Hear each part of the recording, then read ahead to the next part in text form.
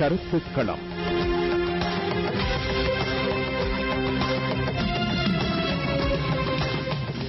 கருத்துக்களம் நிகழ்ச்சியில் வழமை போன்று வீரகேசரி 10 எழுத்தாளர், அரசியல் விமர்சகர் இதயச்சந்திரன் அவர்கள் கலந்து கொள்கின்றார். வணக்கம் அரசியல் விமர்சகர் இதயச்சந்திரன் அவர்களே. வணக்கம் அன்பு உறவு எஸ்.கே. ராஜன் அவர்களே. வணக்கம் தமிழமுதம் நேயர்களே. வணக்கம்.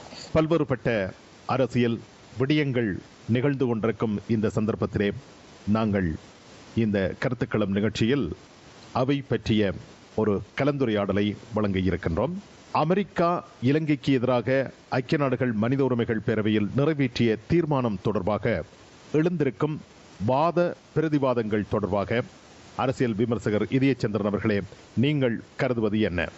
3ஆம் தேதி ஏப்ரல் மாதம் இலங்கை நாடாளுமன்றத்தில் இந்த தீர்மானம் குறித்த ஒரு விவாதம் நடைபெற்றது. அதில் முக்கியமாக ஒரு சிரேஷ்ட அமைச்சரும் ஒரு சிவப்பு சிந்தனையாளருமாகிய டி.யு. குணசேகரா சில விடயங்களை கூறியிருந்தார். அதாவது இந்த தீர்மானத்தின் ஊடாக அமெரிக்காவுடனோ அல்லது இந்தியாவுடனான உறவுகளோ எந்த விதமான பாதிப்பையும் ஏற்படுத்தவில்லை என்கின்ற விடயத்தை அவர் கூறியிருந்தார். இதே விடயத்தை தான் GLPDS கூறும்போது உள்ளுக்குள் பல முரண்பாடுகளும் விவாதங்களும் ஏற்பட்டிருந்தது. அதே கருத்தை தான் டி.யு. குணசேகரா அவர்களும் கூறியிருக்கின்றார். 80களில் இருந்து இந்த உலகத்தில் பல நாடுகளில் மனித உரிமை மீறல்கள், மனித படுகொலைகள் இடம்பெற்றன. அப்போதெல்லாம் இந்த மேற்கு நாடுகள் மௌனமாக இருந்ததாக அவர் கூறுகின்றார். ஆனால் அது அப்பட்டமான பொய். 80லிருந்து மனித கொலைகள் பலவற்றை இந்த மேற்குலகின் சில குறிப்பான நாடுகள் வன்மையாக கண்டித்திருக்கின்றன. தற்போது கூட இந்த லிபியாவில் கர்னல் கடாபி செய்த மனித கொலைகள், சிரியாவில் தற்போது நிகழும் கொலைகள் குறித்து கூட இந்த மேற்குலக நாடுகள் பல அதனை வன்மையாக கண்டித்திருக்கின்றன. ஆனால் சில நாடுகளில் உள்நாட்டு குழப்பங்கள் ஏற்படுத்துவதற்கும் உள்நாட்டில் மோதல்களை உருவாக்குவதற்கும் கூட சில மேற்குலக நாடுகள் துணை போன ஒரு விடயத்தையும் நாங்கள் ஞாபகத்தில் கொள்ள வேண்டும். இவை தவிர பேசிய அந்த டி.யு. குணசேகரா இறுதியில் ஒரு விடயத்தை அவர் சொல்லியிருந்தார். என்னன்னு சொன்னால், நாங்கள் இந்த நாட்டின் அபிவிருத்திகளையும் இந்த நல்லிணக்க செயல்பாடுகளையும் படிப்படியாக நாங்கள் நடைமுறைப்படுத்தி கொண்டிருக்கின்றோம். ஆகவே இந்த தீர்மானங்கள் ஒரு தேவையில்லாத விடயங்கள் என்பதன் அடிப்படையில் தான் அவர் கூறுகின்றார். அத்தோடு அவர் இன்னொரு விடயத்தையும் சொல்லுகின்றார். இன்னும் அரசியல் தீர்வு என்கின்ற விடயம் முன்வைக்கப்படவில்லை. அதை தனியே அரசு மட்டும் முன்வைக்க முடியாது. ஆனால் 3/2 பெரும்பான்மை இருப்பதாக சொல்லிக்கொண்டும் அந்த அரசு கூட சொல்லுகின்றது தங்களால் முடியாது, மக்களினதும் அனைத்து கட்சியினதும் ஆதரவின் மூலமே அரசியல் தீர்வினை எட்ட முடியும் என்கின்ற விடயத்தை சொல்லியிருந்தார். மக்களினதும் என்கின்ற விடயத்தை அவர் சொல்லும் போது, இந்த அமெரிக்க தீர்மானத்தில் சொல்லப்பட்ட இந்த நல்லிணக்க ஆணைக்குழுவின் பரிந்துரைகளை நிறைவேற்றுவதற்கு கூட ஒரு சர்வஜன வாக்கெடுப்பை நடத்த வேண்டும் என்கின்ற ஒரு எண்ணப்பாடும் அரசின் மத்தியில் இருக்கின்றது. தாங்களே உருவாக்கிய அந்த நல்லிணக்க ஆணைக்குழு சொன்ன அந்த பரிந்துரைகளை நிறைவேற்றுவதற்கு மக்களின் ஆணை பெற வேண்டும் என்கின்ற ஒரு சிந்தனை ஓட்டம் கூட சிங்கள தரப்பிடம் இருக்கின்றது. ஆனால் நல்லிணக்க ஆணைக்குழுவை உருவாக்கும் போது மக்களின் ஆணையை அவர்கள் பெறவில்லை என்கின்ற ஒரு பக்கத்தையும் நாங்கள் பார்க்கலாம். அதே போன்று இந்த அமெரிக்க பிரதமருக்கு முன்பாக சில விட்டுக் கொடுப்புகள் போன்ற சில இறங்கு நிலையை இலங்கை அரசாங்கம் மேற்கொண்டதை நாங்கள் காணலாம். அதாவது நல்லிணக்கத்தை ஏற்படுத்துவதற்கு நாங்கள் அனைத்து கட்சிகளையும் கூடி ஒரு அரசியல் தீர்வை முன்வைக்க போகின்றோம். அந்த அனைத்து கட்சி கூட்டத்துக்கு தமிழ் தேசிய கூட்டமைப்பு வர வேண்டும் என்கின்ற விடயத்தை எல்லாம் கூறியிருந்தார்கள். நீங்கள் இவ்வாறான தீர்மானங்கள் கொண்டு வர தேவையில்லை, நாங்கள் இதற்கான முயற்சியில் ஈடுபடுகின்றோம், அனைத்து கட்சி குழு கூட்டத்தை நாங்கள் ஏற்பாடு செய்கின்றோம் என்கின்ற விடயத்தை கூறியிருந்தார்கள். நல்லிணக்க ஆணைக்குழுவின் அறிக்கையில் சொல்லப்பட்ட விடயங்களை நாங்கள் படிப்படியாக செய்து வருகின்றோம் என்கின்ற விடயத்தை அவர்கள் சொல்லி பார்த்தார்கள். ஆனால் அமெரிக்கா கேட்கவில்லை. இந்த விடயத்தில் ஒரு முக்கியமான பகுதியாக இருக்கும் இந்த அனைத்து கட்சிகளின் நாடாளுமன்ற தெரிவுக்குழு.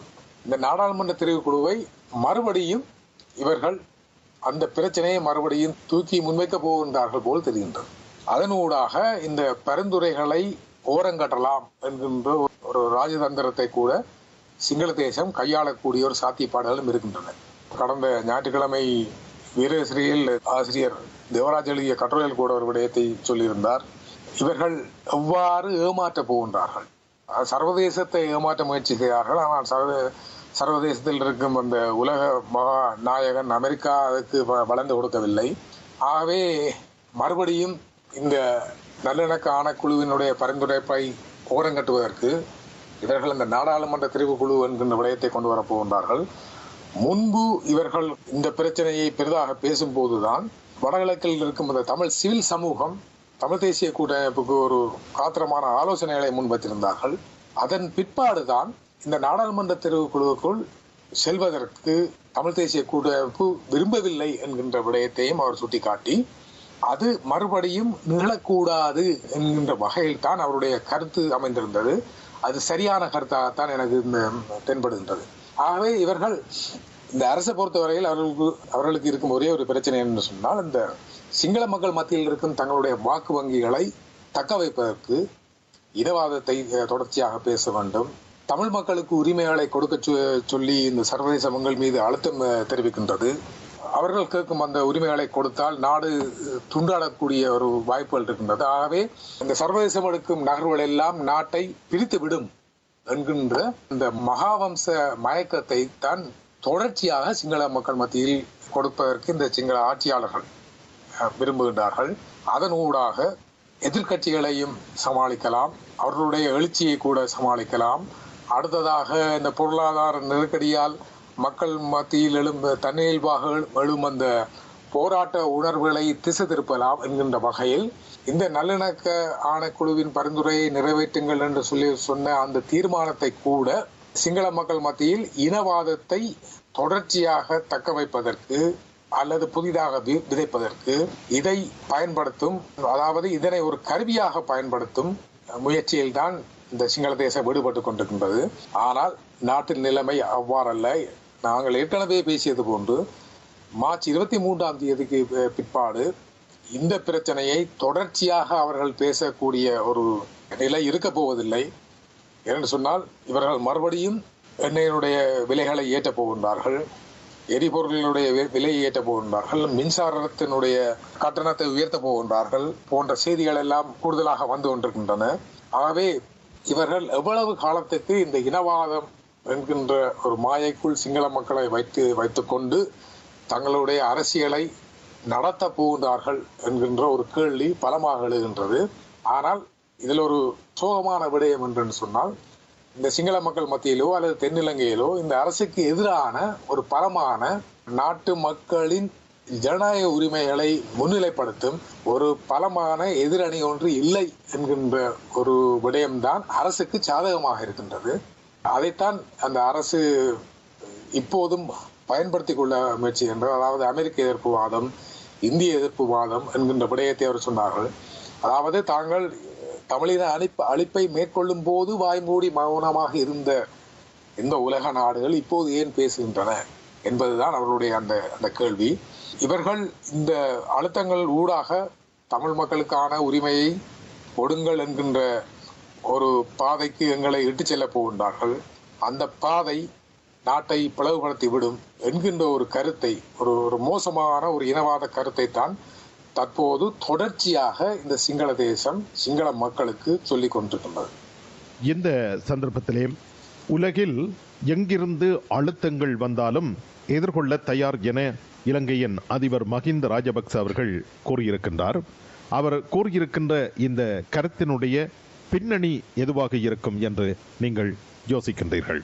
சிங்கள மக்களின் வாக்கு வங்கி தமது அரசுக்கு குறைந்துவிடக்கூடாது, சிங்கள மக்களின் ஆதரவு தக்க வைக்கப்பட வேண்டும் என்பதன் அடிப்படையில் தாங்கள் யாருக்குமே பயப்பட மாட்டோம், மாபெரும் சக்தியாக இருந்த விடுதலை புலிகளை இராணுவ ரீதியாக நாங்கள் தோற்கடித்து விட்டோம். ஆகவே அந்த மமதை அவரிடம் இருந்தாலும் கூட அதை ஒரு அரசியல் செல்வாக்காக மாற்றுவது எவ்வாறு என்கின்ற ஒரு கலையை மஹிந்த ராஜபக்சவனுடைய சகோதரர்கள் மிக தெளிவாக புரிந்து வைத்திருக்கின்றார்கள். ஆகவே அவர்கள் யாருக்கும் பயப்பட மாட்டோம் என்று சொன்னாலும் கூட IMF-இடம் தற்போதும் கையேந்தி கொண்டுதான் இருக்கின்றார்கள். ஏலங்கா நிறுவனம் நட்டத்தில் ஓடிக்கொண்டிருக்கின்றது. அதற்கு தேவையான $175 மில்லியன் துபாயில் இருக்கும் ஒரு வங்கியிடம் கையேந்தி கொண்டிருக்கின்றார்கள். இந்தியன் ஆயில் கம்பெனிகள் இலங்கையில் இருக்கின்றன. அவர்கள் உலகத்தினுடைய இந்த மசகு எண்ணெயின் விலையேற்றத்தால் தாங்களும் அந்த எண்ணெயின் கட்டணத்தை உயர்த்த போன்றோம் என்கின்ற செய்தியை சொல்லிக் கொண்டிருக்கின்றார்கள்.